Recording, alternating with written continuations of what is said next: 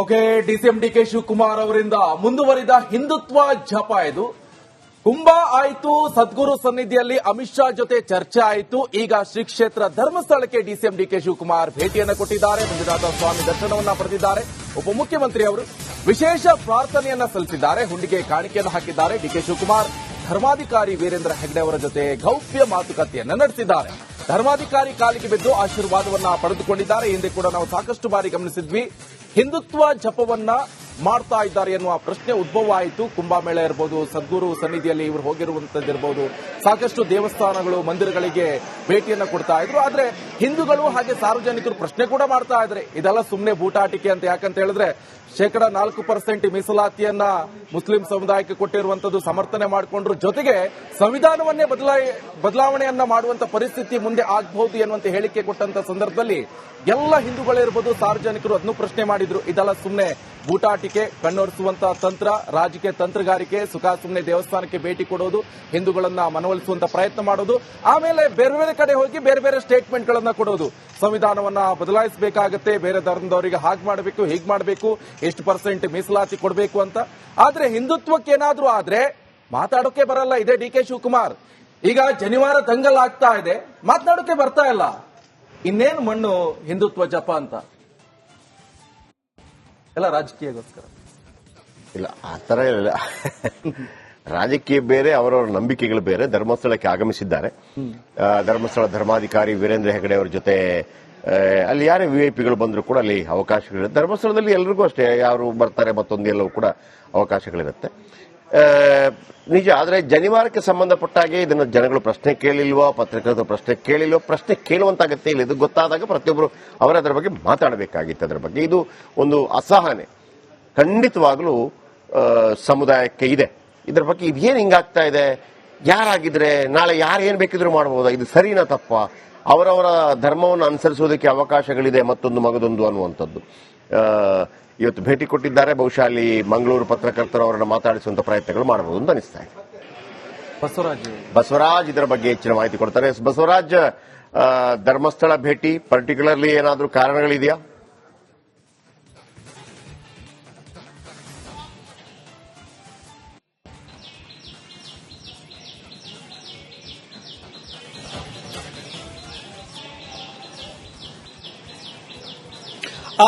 ಜಯಪ್ರಕಾಶ್, ಈ ಹಿಂದಿನಿಂದನೂ ಕೂಡ ಡಿಕೆ ಶಿವಕುಮಾರ್ ಅವರು ದೇವಸ್ಥಾನಗಳಿಗೆ ಭೇಟಿ ಕೊಡೋದಂತೂ ಸರ್ವೇಸಾಮಾನ್ಯ. ತಿಂಗಳಿಗೆ ಒಂದು 2-3 ದೇವಸ್ಥಾನಗಳಿಗಾದ್ರೂ ಭೇಟಿ ಕೊಡ್ತಾರೆ. ಅದರಂತೆ ಇವತ್ತು ಮಂಜುನಾಥನ ದರ್ಶನ ಪಡೆಯುವ ಮೂಲಕ ಒಂದಷ್ಟು ರಾಜಕೀಯ ಸಂಕಷ್ಟಗಳು ಅವರಿಗಿದ್ದಾವೆ. ಯಾಕಂದ್ರೆ ಬಹಳ ಪ್ರಮುಖವಾಗಿ ಅವರು ಸಿಎಂ ಸ್ಥಾನದ ಮೇಲೆ ಕಣ್ಣಿಟ್ಕೊಂಡು ಕೂತಿದ್ದಾರೆ. ಆ ಸ್ಥಾನ ಈಡೇರ್ತಾ ಇಲ್ಲ ಅನ್ನುವಂಥದ್ದು ಬಹಳ ಅವ್ರಿಗೊಂದು ರೀತಿಯಲ್ಲಿ ಖೇದ ಇದ್ದೇ ಇದೆ. ಹಾಗಾಗಿ ಅದರ ಒಂದಷ್ಟು ಇಷ್ಟಾರ್ಥಗಳು ನೀವು ಅಲ್ಲಿ ಗಮನಿಸಬಹುದು. ಅವ್ರ ಜೊತೆಗೆ ಶಂಕರ್ ಗುಹಾ ಅವರು ಕೂಡ ಇದ್ದಾರೆ. ಅವರು ಜ್ಯೋತಿಷಿಗಳ ಸಲಹೆ ಮೇರೆಗೆ ಹೋಗಿದ್ದಾರೆ ಅನ್ನುವಂಥದ್ದು ಒಂದು ಲೆಕ್ಕಾಚಾರ. ಯಾಕಂದ್ರೆ ಡಿಕೆ ಶಿವಕುಮಾರ್ ಅವರು ದೇವಸ್ಥಾನಗಳಿಗೆ ಸುಮ್ಮನೆ ಭೇಟಿ ಕೊಡಲ್ಲ. ಒಂದಷ್ಟು ನೀವು ಗಮನಿಸಿರಬಹುದು, ತಮಿಳುನಾಡಿಗೆ ಹೋಗ್ತಾರೆ, ಕೇರಳಕ್ಕೆ ಹೋಗ್ತಾರೆ, ಒಂದಷ್ಟು ಉತ್ತರ ಭಾರತದ ದೇವಸ್ಥಾನಗಳಿಗೂ ಹೋಗ್ತಾರೆ. ಅವೆಲ್ಲವೂ ಕೂಡ ಜ್ಯೋತಿಷಿಗಳ ಸಲಹೆ ಮೇರೆಗೆ ಹೋಗಿರ್ತಕ್ಕಂಥದ್ದು.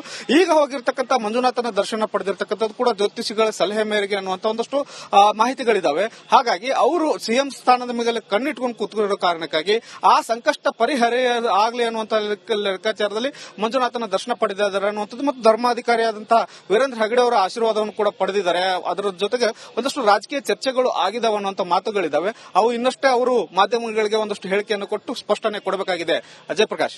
ಓಕೆ, ಇಲ್ಲ ಒಂದೇನಪ್ಪ ಅಂತಂದ್ರೆ ಕೇವಲ ಜ್ಯೋತಿಷಿಗಳ ಸಲಹೆ ಮೇರೆಗೆ ಅಂತಲ್ಲ, ಇಲ್ಲದಿದ್ರೂ ಕೂಡ ದೇವಸ್ಥಾನಗಳಿಗೆ ಹೋಗುವಂತ ಒಂದು ಪರಿಪಾಠ ಅದು ನಿಮ್ಗೆ ಏನಾಗ್ಬಿಡ್ತು, ಸಾಧಾರಣವಾಗಿ ಪಾಲಿಟಿಸೈಸ್ ಆದಾಗ ಜಾಸ್ತಿ ಆಗ್ಲಿಕ್ಕೆ ಶುರುವಾಯಿತು. ನೀವು ಶೃಂಗೇರಿಗೆ ಹೋದ್ರೆ ರೇವಣ್ಣ ಅವರ ಪರಿಚಯ ಇಲ್ಲದ ಒಬ್ಬ ಅರ್ಚಕ ಸಿಗೋದಿಲ್ಲ ಅಲ್ಲಿ. ರೇವಣ್ಣ ಅಷ್ಟು ಪೂಜೆಗಳನ್ನು ಮಾಡಿಸ್ತಾ ಇರ್ತಾರೆ. ಆಮೇಲೆ ದೇವೇಗೌಡವರೆಲ್ಲ ಅಲ್ಲಿಗೆ ಬಹಳ ನಡ್ಕೊಳ್ಳುವಂತವ್ರು ನಿರಂತರವಾಗಿ ಆಗಿರ್ತದೆ. ದೇವೇಗೌಡರಿಗಿಂತ ಬಿಜೆಪಿ ಎಲ್ಲ ಕಾಣೋದಿಲ್ಲಪ್ಪ, ಅಷ್ಟು ದೇವರ ಆರಾಧನೆ ಮಾಡುವಂತವ್ರು. ಎಸ್.ಎಂ. ಕೃಷ್ಣಗೂ ಅಭ್ಯಾಸ ಇತ್ತು. ಆಮೇಲೆ ಸಿದ್ದರಾಮಯ್ಯನವರ ಪತ್ನಿ ವಿಪರೀತ ದೈವಭಕ್ತಿ ಅವರು. ವಿಪರೀತ. ಅಲ್ಲಿ ನಿಮಗೆ ಶಿವಾನಂದ ಸರ್ಕಲ್ ಬಳಿ ಒಂದು ವೆಂಕಟೇಶ್ವರ ದೇವಸ್ಥಾನ ಇದೆ. ಅಲ್ಲಿಗೆ ನಾನು ಹೋಗಿದ್ದೆ. ಅಲ್ಲಿ ನೋಡಿದಾಗ ಅದಕ್ಕೆಲ್ಲ ಚೀರ್ಣೋದ್ಧಾರ ಮತ್ತೊಂದೆಲ್ಲ ಅವರ ಪತ್ನಿ ಮಾಡಿಸಿರುವಂತದ್ದು. ಅವ್ರು ಭಯಂಕರ ಪೂಜೆ ಮಾಡ್ತಾ ಇರ್ತಾರೆ. ಇವರು ಸ್ವಲ್ಪ ನಂಬಿಕೆ ಕಡಿಮೆ. ಯಾರ್ದು? ಸಿದ್ದರಾಮಯ್ಯನವ್ರದ್ದು. ಅವ್ರು ಹೇಳ್ತಾರೆ ಅದು ಗಂಟೆಗಟ್ಟಲೆ ಕೂತು ಪೂಜೆ ಮಾಡೋದಿಲ್ಲ. ನಂಬಿಕೆ ಇದೆ. ಮತ್ತೊಂದು ಎಲ್ಲ ಒಳ್ಳೇದು ಮಾಡ್ತಾರಲ್ಲ, ಮತ್ತೊಂದು ಮಗದೊಂದು ಅಂತೇಳಿ ಪಾಲಿಟಿಸೈಸ್ ಮಾಡೋದು ಬೇರೆ ವಿಚಾರ. ಆಮೇಲೆ ಇವರು ಪರಮಭಕ್ತ, ಈಶ್ವರನ ಪರಮಭಕ್ತ. ಆಮೇಲೆ ಇವರು ನೊಣವಿನ ಕೆರೆಗೆ ಹೋಗ್ತಾರೆ. ಅಲ್ಲಿ ಅಜ್ಜಯ್ಯ ಇದ್ದಾರೆ, ನೊಣವಿನ ಕೆರೆ ಅಜ್ಜಯ್ಯ. ಸಾಧಾರಣವಾಗಿ ಈ ನೊಣವಿನ ಕೆರೆ ಅಂತಂದ್ರೆ ಲಿಂಗಾಯತರ ಮಠ ಅಂತ,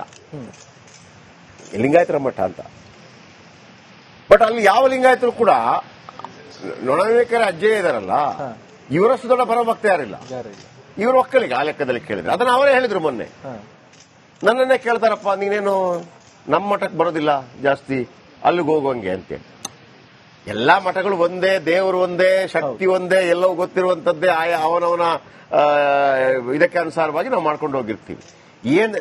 ಏನ್ ತಿಂದ್ರು ಕೂಡ ಹಸಿವು ನಿವಾರಣೆ ಆಗೋದು. ನೀವು ಚಪಾತಿ ತಿಂತೀರಿ, ಮತ್ತೊಬ್ಬ ಅನ್ನ ತಿಂತಾನೆ, ಮತ್ತೊಬ್ಬ ಮುದ್ದೆ ತಿಂತಾನೆ, ಮತ್ತೊಬ್ಬ ಮಾಂಸ ತಿಂತಾನೆ, ಮತ್ತೊಬ್ಬ ತರಕಾರಿ ತಿಂತಾನೆ, ಮತ್ತೊಬ್ಬ ಐಸ್ ಕ್ರೀಮ್ ತಿಂತಾನೆ, ಮತ್ತೊಬ್ಬ ಪರಾಟ ತಿಂತಾನೆ, ಮತ್ತೊಬ್ಬ ಬೇಲ್ಪುರಿ ತಿಂತಾನೆ, ಮತ್ತೊಬ್ಬ ಪಿಜ್ಜಾ ತಿಂತಾನೆ.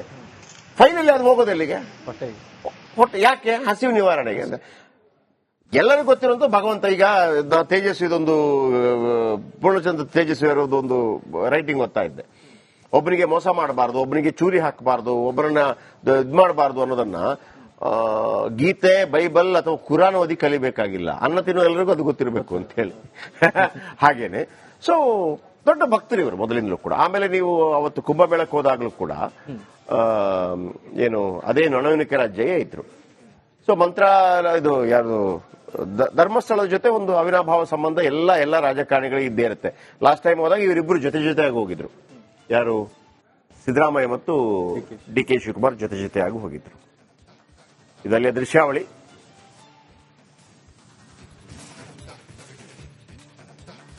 ಓಕೆ, ಬನ್ನಿ next. Okay, DCM D K Shivakumar ಅವರಿಂದ ಮುಂದುವರಿದ ಹಿಂದುತ್ವ ಜಪ ಇದು. ಕುಂಭ ಆಯಿತು, ಸದ್ಗುರು ಸನ್ನಿಧಿಯಲ್ಲಿ ಅಮಿತ್ ಶಾ ಜೊತೆ ಚರ್ಚೆ ಆಯಿತು. ಈಗ ಶ್ರೀ ಕ್ಷೇತ್ರ ಧರ್ಮಸ್ಥಳಕ್ಕೆ ಡಿಸಿಎಂ ಡಿ ಕೆ ಶಿವಕುಮಾರ್ ಭೇಟಿಯನ್ನು ಕೊಟ್ಟಿದ್ದಾರೆ. ಮಂಜುನಾಥ ಸ್ವಾಮಿ ದರ್ಶನವನ್ನ ಪಡೆದಿದ್ದಾರೆ. ಉಪಮುಖ್ಯಮಂತ್ರಿ ಅವರು ವಿಶೇಷ ಪ್ರಾರ್ಥನೆಯನ್ನ ಸಲ್ಲಿಸಿದ್ದಾರೆ. ಹುಂಡಿಗೆ ಕಾಣಿಕೆಯನ್ನು ಹಾಕಿದ್ದಾರೆ. ಡಿ ಕೆ ಶಿವಕುಮಾರ್ ಧರ್ಮಾಧಿಕಾರಿ ವೀರೇಂದ್ರ ಹೆಗ್ಡೆ ಅವರ ಜೊತೆ ಗೌಪ್ಯ ಮಾತುಕತೆಯನ್ನ ನಡೆಸಿದ್ದಾರೆ. ಧರ್ಮಾಧಿಕಾರಿ ಕಾಲಿಗೆ ಬಿದ್ದು ಆಶೀರ್ವಾದವನ್ನ ಪಡೆದುಕೊಂಡಿದ್ದಾರೆ. ಹಿಂದೆ ಕೂಡ ನಾವು ಸಾಕಷ್ಟು ಬಾರಿ ಗಮನಿಸಿದ್ವಿ.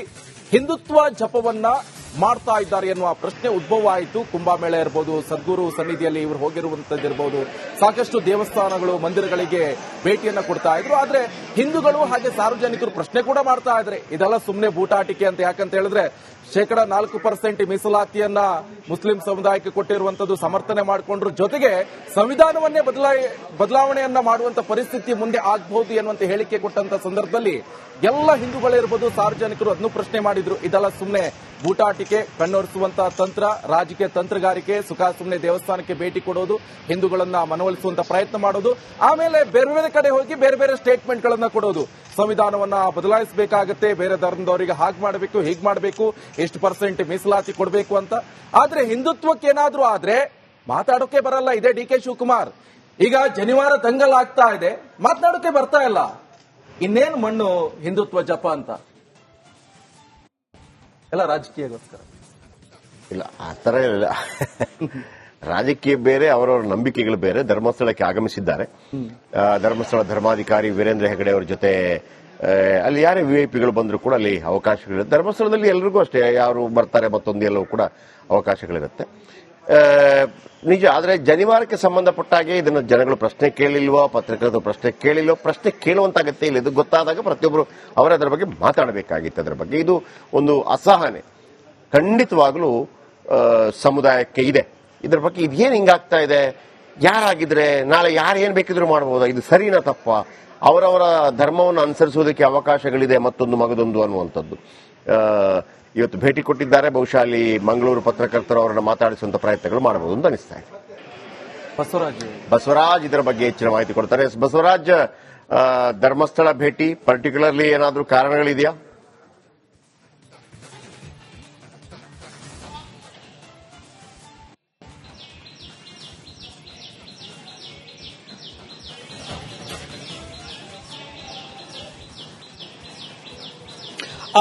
ಜಯಪ್ರಕಾಶ್, ಈ ಹಿಂದಿನಿಂದನೂ ಕೂಡ ಡಿ ಕೆ ಶಿವಕುಮಾರ್ ಅವರು ದೇವಸ್ಥಾನಗಳಿಗೆ ಭೇಟಿ ಕೊಡೋದಂತೂ ಸರ್ವೇಸಾಮಾನ್ಯ. ತಿಂಗಳಿಗೆ ಒಂದು 2-3 ದೇವಸ್ಥಾನಗಳಿಗಾದ್ರೂ ಭೇಟಿ ಕೊಡ್ತಾರೆ. ಅದರಂತೆ ಇವತ್ತು ಮಂಜುನಾಥನ ದರ್ಶನ ಪಡೆಯುವ ಮೂಲಕ ಒಂದಷ್ಟು ರಾಜಕೀಯ ಸಂಕಷ್ಟಗಳು ಅವರಿಗಿದಾವೆ. ಯಾಕಂದ್ರೆ ಬಹಳ ಪ್ರಮುಖವಾಗಿ ಅವರು ಸಿಎಂ ಸ್ಥಾನದ ಮೇಲೆ ಕಣ್ಣಿಟ್ಕೊಂಡು ಕೂತಿದ್ದಾರೆ. ಆ ಸ್ಥಾನ ಈಡೇರ್ತಾ ಇಲ್ಲ ಅನ್ನುವಂಥದ್ದು ಬಹಳ ಅವ್ರಿಗೊಂದು ರೀತಿಯಲ್ಲಿ ಖೇದ ಇದ್ದೇ ಇದೆ. ಹಾಗಾಗಿ ಅದರ ಒಂದಷ್ಟು ಇಷ್ಟಾರ್ಥಗಳು ನೀವು ಅಲ್ಲಿ ಗಮನಿಸಬಹುದು. ಅವ್ರ ಜೊತೆಗೆ ಶಂಕರ್ ಗುಹಾ ಅವರು ಕೂಡ ಇದ್ದಾರೆ. ಅವರು ಜ್ಯೋತಿಷಿಗಳ ಸಲಹೆ ಮೇರೆಗೆ ಹೋಗಿದ್ದಾರೆ ಅನ್ನುವಂಥದ್ದು ಒಂದು ಲೆಕ್ಕಾಚಾರ. ಯಾಕಂದ್ರೆ ಡಿ ಕೆ ಶಿವಕುಮಾರ್ ಅವರು ದೇವಸ್ಥಾನಗಳಿಗೆ ಸುಖ ಸುಮ್ಮನೆ ಭೇಟಿ ಕೊಡಲ್ಲ. ಒಂದಷ್ಟು ನೀವು ಗಮನಿಸಿರಬಹುದು, ತಮಿಳುನಾಡಿಗೆ ಹೋಗ್ತಾರೆ, ಕೇರಳಕ್ಕೆ ಹೋಗ್ತಾರೆ, ಒಂದಷ್ಟು ಉತ್ತರ ಭಾರತದ ದೇವಸ್ಥಾನಗಳಿಗೂ ಹೋಗ್ತಾರೆ. ಅವೆಲ್ಲವೂ ಕೂಡ ಜ್ಯೋತಿಷಿಗಳ ಸಲಹೆ ಮೇರೆಗೆ ಹೋಗಿರ್ತಕ್ಕಂಥದ್ದು. ಈಗ ಹೋಗಿರ್ತಕ್ಕಂಥ ಮಂಜುನಾಥನ ದರ್ಶನ ಪಡೆದಿರ್ತಕ್ಕಂಥದ್ದು ಕೂಡ ಜ್ಯೋತಿಷಿಗಳ ಸಲಹೆ ಮೇರೆಗೆ ಅನ್ನುವಂಥ ಒಂದಷ್ಟು ಮಾಹಿತಿಗಳಿದಾವೆ. ಹಾಗಾಗಿ ಅವರು ಸಿಎಂ ಸ್ಥಾನದ ಮೇಲೆ ಕಣ್ಣಿಟ್ಕೊಂಡು ಕೂತ್ಕೊಂಡಿರೋ ಕಾರಣಕ್ಕಾಗಿ ಆ ಸಂಕಷ್ಟ ಪರಿಹಾರ ಆಗಲಿ ಅನ್ನುವಂಥ ಲೆಕ್ಕಾಚಾರದಲ್ಲಿ ಮಂಜುನಾಥನ ದರ್ಶನ ಪಡೆದಿದ್ದಾರೆ ಅನ್ನುವಂಥದ್ದು ಮತ್ತು ಧರ್ಮಾಧಿಕಾರಿಯಾದಂತಹ ವೀರೇಂದ್ರ ಹೆಗಡೆ ಅವರ ಆಶೀರ್ವಾದವನ್ನು ಕೂಡ ಪಡೆದಿದ್ದಾರೆ. ಅದರ ಜೊತೆಗೆ ಒಂದಷ್ಟು ರಾಜಕೀಯ ಚರ್ಚೆಗಳು ಆಗಿದಾವೆ ಅನ್ನುವಂಥ ಮಾತುಗಳಿದ್ದಾವೆ. ಅವು ಇನ್ನಷ್ಟೇ ಅವರು ಮಾಧ್ಯಮಗಳಿಗೆ ಒಂದಷ್ಟು ಹೇಳಿಕೆಯನ್ನು ಕೊಟ್ಟು ಸ್ಪಷ್ಟನೆ ಕೊಡಬೇಕಾಗಿದೆ. ಅಜಯ್ ಪ್ರಕಾಶ್. ಓಕೆ, ಇಲ್ಲ ಒಂದೇನಪ್ಪಾ ಅಂತಂದ್ರೆ ಕೇವಲ ಜ್ಯೋತಿಷಿಗಳ ಸಲಹೆ ಮೇರೆಗೆ ಅಂತಲ್ಲ, ಇಲ್ಲದಿದ್ರೂ ಕೂಡ ದೇವಸ್ಥಾನಗಳಿಗೆ ಹೋಗುವಂತ ಒಂದು ಪರಿಪಾಠ ಅದು ನಿಮ್ಗೆ ಏನಾಗ್ಬಿಡ್ತು, ಸಾಧಾರಣವಾಗಿ ಪಾಲಿಟಿಸೈಸ್ ಆದಾಗ ಜಾಸ್ತಿ ಆಗ್ಲಿಕ್ಕೆ ಶುರುವಾಯಿತು. ನೀವು ಶೃಂಗೇರಿಗೆ ಹೋದ್ರೆ ರೇವಣ್ಣ ಅವರ ಪರಿಚಯ ಇಲ್ಲದ ಒಬ್ಬ ಅರ್ಚಕ ಸಿಗೋದಿಲ್ಲ ಅಲ್ಲಿ. ರೇವಣ್ಣ ಅಷ್ಟು ಪೂಜೆಗಳನ್ನು ಮಾಡಿಸ್ತಾ ಇರ್ತಾರೆ. ಆಮೇಲೆ ದೇವೇಗೌಡ ಅವರೆಲ್ಲ ಅಲ್ಲಿಗೆ ಬಹಳ ನಡ್ಕೊಳ್ಳುವಂತವ್ರು ನಿರಂತರವಾಗಿ ಆಗಿರ್ತದೆ. ದೇವೇಗೌಡರಿಗಿಂತ ಬಿಜೆಪಿಯಲ್ಲೇ ಕಾಣೋದಿಲ್ಲಪ್ಪ ಅಷ್ಟು ದೇವರ ಆರಾಧನೆ ಮಾಡುವಂತವ್ರು. ಎಸ್.ಎಂ. ಕೃಷ್ಣಗೂ ಅಭ್ಯಾಸ ಇತ್ತು. ಆಮೇಲೆ ಸಿದ್ದರಾಮಯ್ಯನವರ ಪತ್ನಿ ವಿಪರೀತ ದೈವಭಕ್ತಿ ಅವರು. ವಿಪರೀತ. ಅಲ್ಲಿ ನಿಮಗೆ ಶಿವಾನಂದ ಸರ್ಕಲ್ ಬಳಿ ಒಂದು ವೆಂಕಟೇಶ್ವರ ದೇವಸ್ಥಾನ ಇದೆ. ಅಲ್ಲಿಗೆ ನಾನು ಹೋಗಿದ್ದೆ. ಅಲ್ಲಿ ನೋಡಿದಾಗ ಅದಕ್ಕೆಲ್ಲ ಚೀರಣೋದ್ಧಾರ ಮತ್ತೊಂದೆಲ್ಲ ಅವರ ಪತ್ನಿ ಮಾಡಿಸಿರುವಂತದ್ದು. ಅವ್ರು ಭಯಂಕರ ಪೂಜೆ ಮಾಡ್ತಾ ಇರ್ತಾರೆ. ಇವರು ಸ್ವಲ್ಪ ನಂಬಿಕೆ ಕಡಿಮೆ. ಯಾರ್ದು? ಸಿದ್ದರಾಮಯ್ಯನವ್ರದ್ದು. ಅವ್ರು ಹೇಳ್ತಾರೆ ಅದು ಗಂಟೆಗಟ್ಟಲೆ ಕೂತು ಪೂಜೆ ಮಾಡೋದಿಲ್ಲ, ನಂಬಿಕೆ ಇದೆ, ಮತ್ತೊಂದು ಎಲ್ಲ ಒಳ್ಳೇದು ಮಾಡ್ತಾರಲ್ಲ, ಮತ್ತೊಂದು ಮಗದೊಂದು ಅಂತೇಳಿ ಪಾಲಿಟಿಸೈಸ್ ಮಾಡೋದು ಬೇರೆ ವಿಚಾರ. ಆಮೇಲೆ ಇವರು ಪರಮಭಕ್ತ, ಈಶ್ವರನ ಪರಮಭಕ್ತ. ಆಮೇಲೆ ಇವರು ನೊಣವಿನ ಕೆರೆಗೆ ಹೋಗ್ತಾರೆ. ಅಲ್ಲಿ ಅಜ್ಜಯ್ಯ ಇದ್ದಾರೆ, ನೊಣವಿನ ಕೆರೆ ಅಜ್ಜಯ್ಯ. ಸಾಧಾರಣವಾಗಿ ಈ ನೊಣವಿನ ಕೆರೆ ಅಂತಂದ್ರೆ ಲಿಂಗಾಯತರ ಮಠ ಅಂತ. ಬಟ್ ಅಲ್ಲಿ ಯಾವ ಲಿಂಗಾಯತರು ಕೂಡ ನೊಣವಿನ ಕೆರೆ ಅಜ್ಜಯ್ಯ ಇದಾರಲ್ಲ, ಇವರಷ್ಟು ದೊಡ್ಡ ಪರಮಭಕ್ತ ಯಾರಿಲ್ಲ. ಇವರು ಒಕ್ಕಲಿಗ ಆ ಲೆಕ್ಕದಲ್ಲಿ ಕೇಳಿದ್ರೆ. ಅದನ್ನ ಅವರೇ ಹೇಳಿದ್ರು ಮೊನ್ನೆ.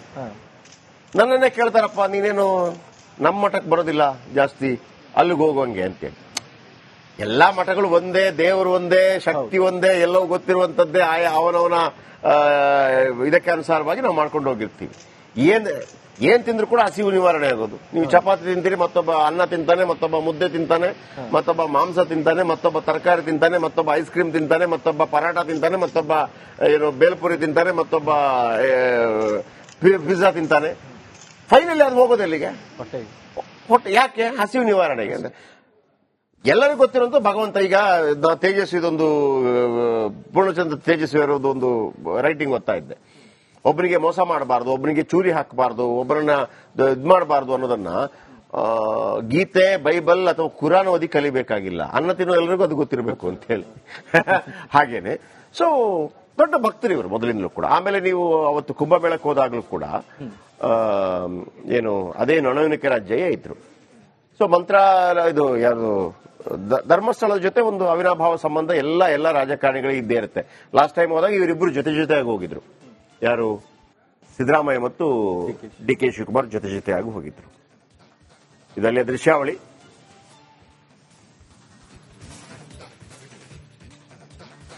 ಓಕೆ, ಬನ್ನಿ ನೆಕ್ಸ್ಟ್.